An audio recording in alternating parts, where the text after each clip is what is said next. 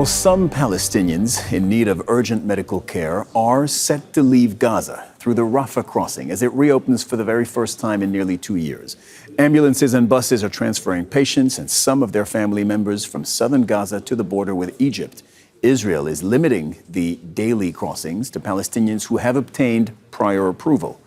Only 50 patients per day, each of them with 2 family members, will be allowed to cross. To put that in perspective, there are more than 20,000 patients waiting in Gaza to receive treatment abroad.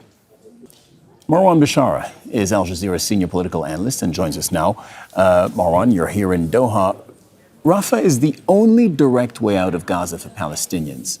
Your thoughts on this very partial, as we have covered, this very partial reopening, Marwan?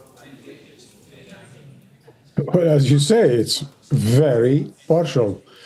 And it's very unfortunate. And it is 100 days too late. You know, this was supposed to be open at the beginning of phase 1, not so-called phase 2. So it is 100 days too late. Arguably, it's 100 weeks too late. Because if then President Biden didn't chicken out, this was supposed to have opened back in the spring of 24. But it never did because of Israelis, rejected all American and international pressure to do the right thing. And once again, they're not exactly trying to do the right thing, but they are under American pressure to do something. And hence, the crossing is reopened. But Israel is making sure that everyone understands that Israel is in control of the crossing, that is in control of Gaza, that's in control of people and their health, their well-being, and everything else in Gaza. And Netanyahu is making sure there is no mistake about this, that there is no return to pre-October 7, 23, that Gaza simply is going to be under Israeli direct control moving forward. This is going to be a war through other means, whether it is intelligence, whether it is Israeli oversight, whether it is letting in and out the food, and so on and so forth. So the partial reopening of Rafah, Marwan, is one part of a larger picture, which is Donald Trump's overall peace plan for Gaza, which the Israelis have signed on to, Hamas signed on to it as well. Where do you feel that is headed? It was signed in October, so 4 months ago almost. Yeah, well, look, I think it's going to depend on a number of factors. Probably the most important, believe it or not, is for the Americans to figure out what is it that exactly they signed on to. What is it exactly that they want? What is it that they got the United Nations Security Council to sign on when they spoke about the Council of Peace and 3 phases and so on and so forth?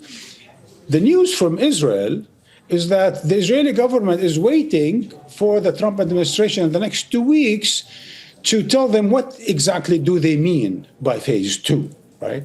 I mean, there's talk about to disarm, but how to disarm, to deploy, but how to deploy, to allow things to go back to normal in some way or another, to reconstruct. I mean, there are some, talking points, but not real plan about moving forward.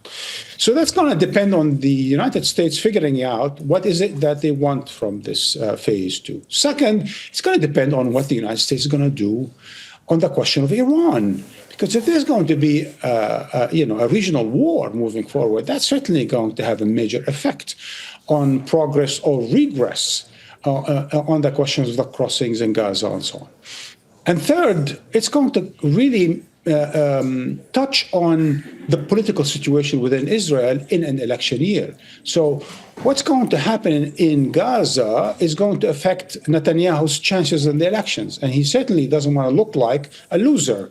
He wants to look like he won the war and he continues to subjugate Gaza, and that he defeated Hamas, humiliated Hamas and the Palestinians in general. So it's going to be a tough year for the Palestinians, for Gazans, because Netanyahu is going to have to continue to flex muscle in an election year. Otherwise, he knows he's probably going to lose. So there are a good number of factors. In the process, the Israelis are expanding their occupation of Gaza or reoccupation of major parts of Gaza. They want to make it permanent, anything, before or within that so-called the yellow line.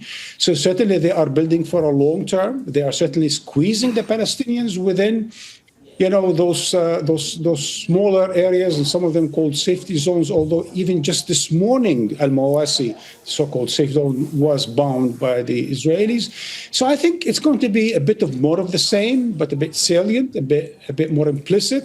It's going to be war on the Palestinians, but not exactly with the same means that we've seen, carried out under genocide. What will the Arab world do? What will the mediators do? What will the Europeans who are on the crossing today do? Of course, all of that remains to be seen. But once again, it's going to depend a lot on the United States and Israel. And it is like asking the fox to guard the henhouse. Marwan Bishara, Al Jazeera senior political analyst. Thank you very much, Marwan. Don't miss out, get the full picture. Subscribe to Al Jazeera for reliable news and expert insights. Like, share, stay ahead.